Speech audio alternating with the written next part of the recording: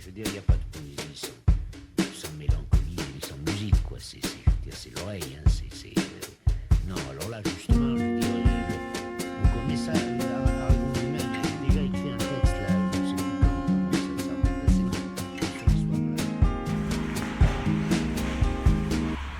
Et pour ceux qui, pour vous tous d'ailleurs, vous savez bien que c'est un monde, que c'est un monde parallèle à ce qu'on écrit.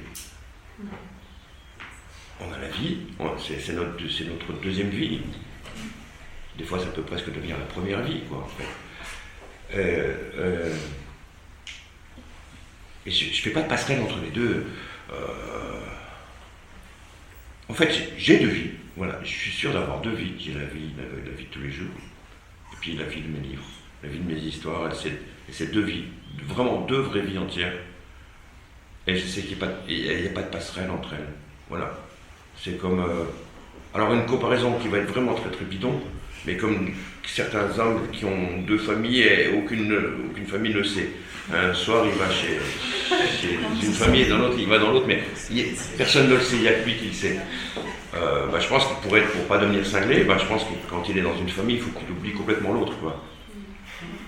Il y a un petit peu de ça. C'est un rapport personnel, l'écriture, c'est un truc entre lui et moi, entre la phrase et moi, entre mon personnage et moi. Et si je pense à ce qu'on va dire, si je pense que je suis en train de transmettre, oh non, c'est assez difficile comme ça d'écrire. Et il ne faut pas que je me donne un rôle. Il faut que je reste au ras des pâquerettes. Et c'est le plus dur. Je reste avec lui, il faut que... c'est ma deuxième vie ou ma première, ça dépend des jours. Alors c'est pas la fin, mais comme beaucoup de choses intéressantes ont été dites, c'est pas très conventionnel, mais est-ce que peut-être, je sais pas, on peut donner la parole à ceux qui n'ont pas posé de questions? Moi je voulais rester sur la question d'Natacha, mais je me demandais pourquoi vous aviez publié tout simplement. La première fois, qu'est-ce qui vous a poussé à le faire en fait? À publier? Ouais, la première fois. Parce que... quand même. Je dis pas que c'est pas bien de publier, hein, c'est pas ça, hein. Mais pendant le moment où je travaille, c'est pas mon problème. Mais après, c'est... Une fois que c'est fini... Alors, le truc, c'est qu'une fois que c'est fini, c'est vraiment fini aussi pour moi. Je me souviens de tous mes personnages, de toutes mes histoires, mais ce qui a été le sens de ma vie, le but de ma vie pendant 1 an d'écriture, à partir du moment où je mets le point final, ça l'est plus. Donc je peux m'en débarrasser, une façon de m'en débarrasser, pas de m'en débarrasser, mais de... Allez, ok, on verra peut-être, voilà. Je peux le donner, je peux le prêter, voilà, je ne sais pas si c'est donné, prêter, une histoire.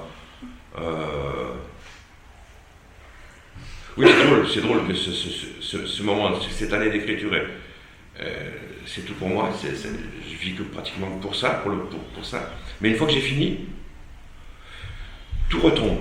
Voilà, je pense au prochain, voilà. C'est plus pour s'en débarrasser que pour le partager au final. Pas s'en débarrasser, hein, pas, tu vois. Mais oui, ok, écoute, tiens, c'est comme si on peut te dire, tiens, imagine-toi si t'es peintre, pendant 1 an tu poses sur un immense tableau, tu as pris la tronche, tu sais même pas à quoi ça ressemble parce que t'as pas pu t'éloigner pour regarder. Parce que moi quand je finis un roman, je sais pas ce que c'est, je sais pas à quoi ça ressemble, je l'ai pas lu. Je connais mon personnage, mais je connais pas le livre. Donc si t'es peintre pendant 1 an, tu bosses, t'as envie, t'as un pote qui passe dehors, toi tu viens de finir, tiens, regarde à quoi ça ressemble, dis-moi. Puis t'espères de tout ton cœur que ça va lui plaire. Ben oui, évidemment. Mais pendant la peinture de ce tableau, il ne faut pas que tu penses que ton pote va venir un jour te voir pour te dire que c'est bon ou pas bon, quoi. Il faut que tu le fasses parce que c'est un besoin, que tu as envie de le faire, et voilà. D'autres questions?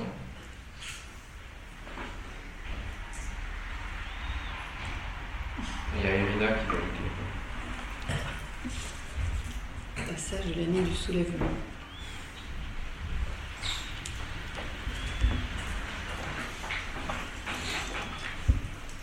Clétus était assis sur les talons, adossé au mur. Plus la lune montait dans le ciel devant lui, plus il avait l'impression qu'elle montait lentement. Il lui semblait qu'elle avait perdu son élan. Comme le ciel était très clair et sans brume, Elle n'avait pas de halo et elle était très blanche. À peine 2 mètres le séparaient de San Vito assis dans le fauteuil à sa gauche. Il n'avait plus envie de l'entendre et n'avait plus envie de lui parler. Il se dit qu'il était fatigué et qu'il aurait donné beaucoup pour dormir. Au bout d'un moment, ce ne fut plus une bonne position d'être assis de cette façon sur les talons. Ses jambes s'engourdissaient et son dos lui faisait mal.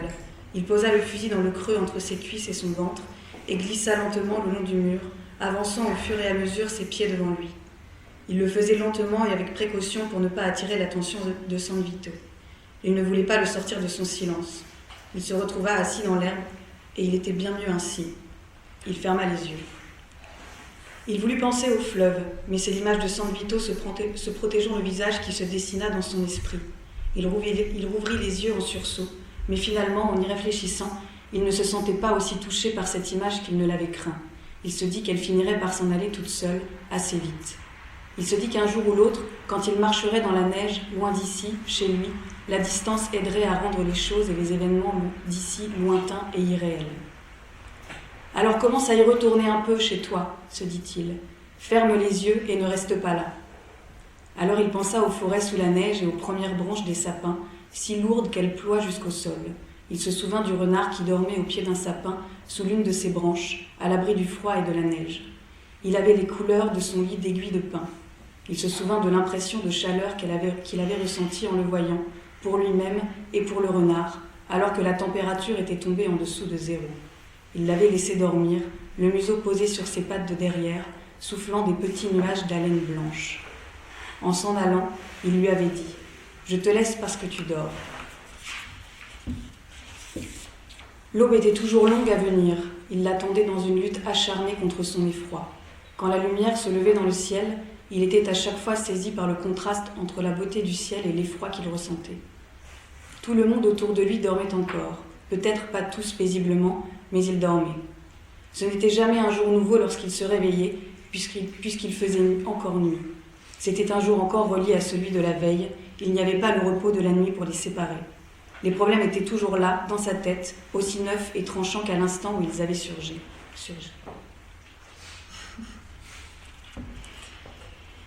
Ils brisèrent l'immobilité et le silence, et un peu plus tard, sur le versant de la colline, tandis que San Vito, accroupi, éclairé par celui qui avait éclairé la maison un peu avant, buvait dans ses mains l'eau qui descendait la colline, claire et froide comme la lune sur le sommet, Clétus alors ressortait de la maison, portant du bois et des vêtements. Il mit d'abord les vêtements, puis le bois sur le tas de cendres. Il attendit debout, et lorsque les vêtements commencèrent à fumer, il alla prendre une chaise et revint s'asseoir devant le foyer. La fumée était épaisse et sentait très mauvais. Il se leva et recula la chaise. Soudain, les flammes jaillirent. La fumée s'arrêta net. Clétus se pencha et posa ses coudes sur ses jambes et son menton dans ses mains. Des insectes arrivèrent en volant comme des fous. Ils semblaient arriver de nulle part. Ils semblaient n'avoir ni corps, ni pattes, ni couleur, ni rien, à part des ailes. Le bois brûlait à présent. Les flammes montaient. La chaleur faisait frémir le feuillage de l'arbre. Clétus se redressa et s'adossa à la chaise. Il était absolument immobile. Autour de lui, tout lui semblait familier. La maison, l'arbre et la chaise, le ciel rempli d'étoiles, Belle Teigeuse et la Grande Ourse, et les nuées d'insectes. Il lui semblait les voir d'un seul regard, comme un paysage en entier, contemplé de très haut, d'un horizon à l'autre. Portés par la chaleur, les braises volaient. À part le léger vent provoqué par la chaleur et quelques braises qui éclataient, il n'entendait rien. Il ferma les yeux et vit son fusil gisant là-bas dans l'herbe, là où Daniel l'avait posé. Il rouvrit les yeux et regarda le mur de la maison, et il vit le fauteuil de San Vito de l'autre côté du feu. « Je ferais bien de ne pas le laisser là-bas », se dit-il en se parlant du fusil. Il respirait lentement par le nez et il regardait devant lui. « À présent, choisis quelque chose, se dit-il. Quelque chose qui n'ait rien à voir avec ici, de près ou de loin. Non, ne choisis pas le fleuve non plus. Lui aussi fait partie d'ici. Mais je suis ici, comment faire ?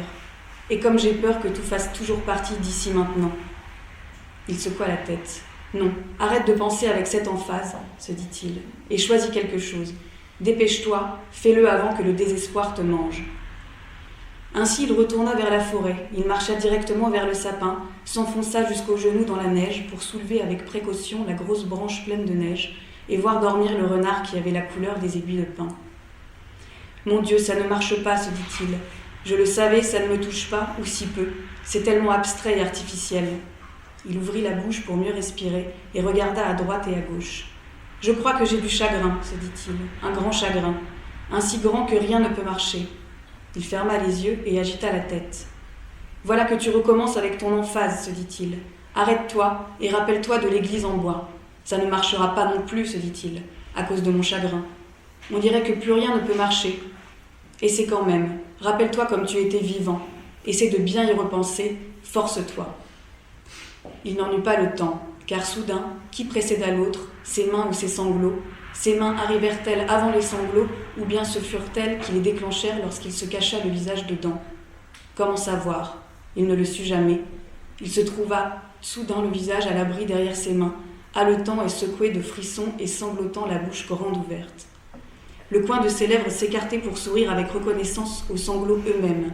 Il haletait et sanglotait et se souriait timidement tandis que, surgissant de ses sanglots, l'envie de rentrer chez lui s'insinuait en lui, tenue et légère, mais réelle, comme une braise portée par l'air chaud.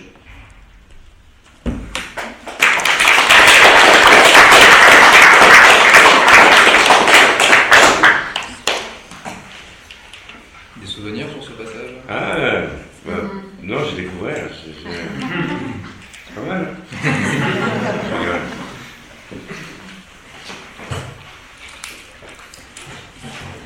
Du coup, on va attaquer la troisième partie. Ouais. Avant d'entamer la troisième partie, je voulais justement peut-être que vous parliez de ce livre. Je crois que c'est le dernier qui est sorti. Oui. Et est-ce que tu peux le présenter peut-être? Oui, bah c'est une nouvelle collection qui est dirigée par Martine Laval, qui est qui travaille à Télérama, qui était une critique littéraire importante à Télérama. Voilà, depuis on se connaît, donc elle m'a demandé, c'est une collection qui suit un titre de Jack London qui s'appelle « Ce que la vie signifie pour moi ». Donc à chaque auteur qu'elle sollicite, elle demande d'écrire une nouvelle et donc le thème c'est ce que la vie signifie pour soi. Voilà, c'est un sacré truc, sacré exercice de style. Enfin non pas de style, mais c'est compliqué parce qu'il faut le moins possible avancer caché. Moi j'essaie d'avancer caché dans mes histoires. Là c'est vraiment une histoire au premier degré, avec le vrai jeu, avec un vrai jeu.